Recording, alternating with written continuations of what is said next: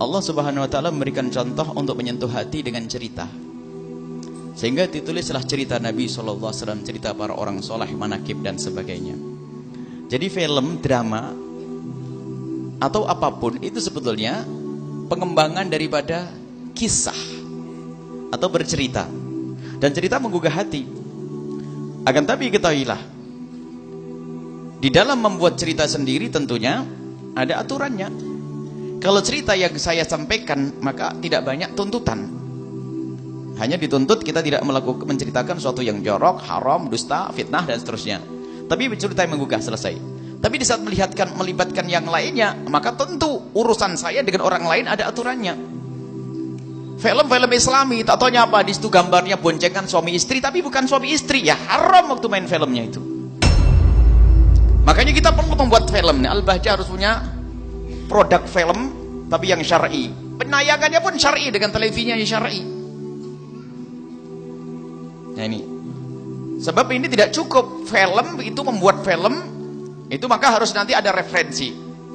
Referensi sebelum pembuatan film, atau namanya penasehat atau mustasyar atau apa saja terserah, atau marja'iyah kalau dalam bahasanya. Jadi nanti dalam membuat film itu harus ada orang yang dipatuhi ulama, bukan seorang sutradara.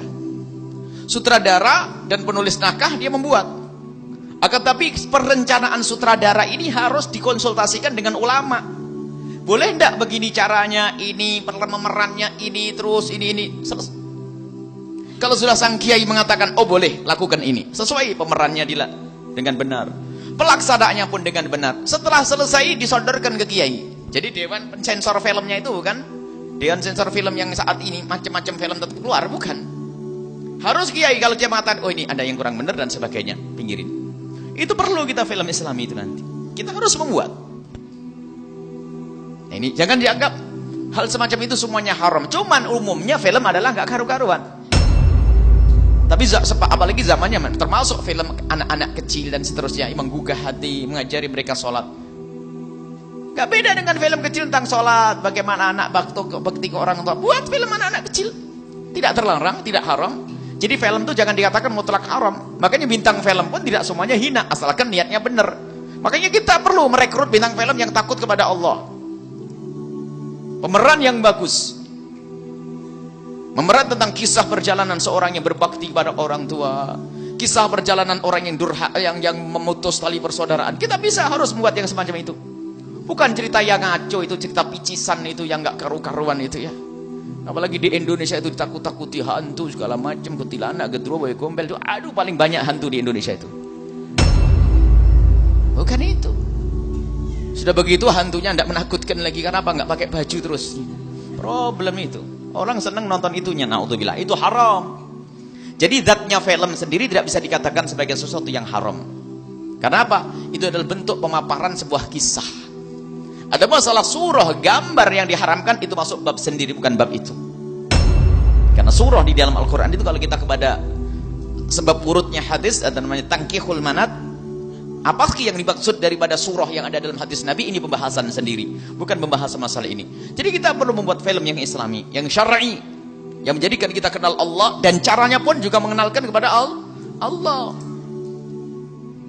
Kisah kemesraan seorang suami istri, atau itu pun tidak boleh taparkan mulai dari dia sendiri adalah suami istri, kalau harus pegang tangan halal. Tapi bukan berarti dipamarkan dengan sesuatu yang menjadikan orang tergugah syahwatnya, bukan begitu. Sekarang sudah bukan suami istri lagi, pacaran, gugah syahwat segala macam. Waduh, nggak benar. Nontonnya sudah haram itu. Bagaimana dikatakan syar'i?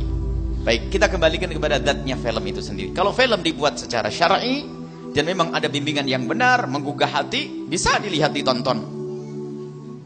Seperti film tentang Sayyidina Umar bin Khattab misalnya, tentang Salahuddin Al-Ayyubi yang benar, tapi bukan tentang Raja Sulaiman yang palsu baru-baru ini itu.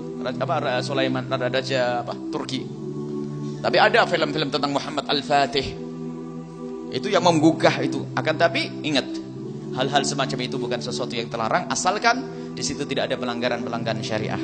Termasuk tidak ada aurat yang dibuka. Biarpun di film lihat, kadang-kadang berlebihan ini. Fatwa-fatwa picisan. Ya kalau ngelihat gambar porno di film enggak apa-apa, kan bukan sesungguhnya. Ini paling kurang ajarnya orang. Mengajari orang untuk menonton film porno nanti itu. Sama yang terlihat aurat sama. Karena apa? Yang menjadi masalah adalah membangkitkan syahwat kita itu. Menggugah syahwat, itu yang bermasalah. Apa kok kurang jelas ulama mengatakan kalau engkau melihat tembok, kalau bangkit syahwatmu jangan dilihat tembok, itu tembok.